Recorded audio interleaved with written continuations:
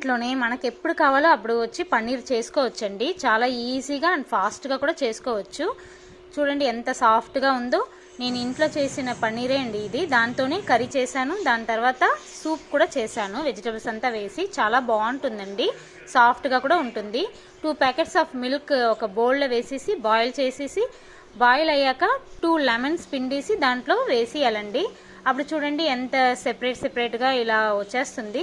పెరుగు కూడా కావాలంటే వేసుకోవచ్చు. దాని తర్వాత వడిగట్టిలో వేసేసి ఇలా వాటర్ వేసేసి నీట్గా క్లీన్ చేసి కొన్నాక చూడండి ఒక క్లాత్లో వేసేసి ఉంచేయాలి. దానిపైన వెయిట్ పెట్టేయాలండి. అప్పుడు ఉన్న వాటర్ అంతా కూడా ఏదైనా ఉంటే కూడా దిగిపోతుంది.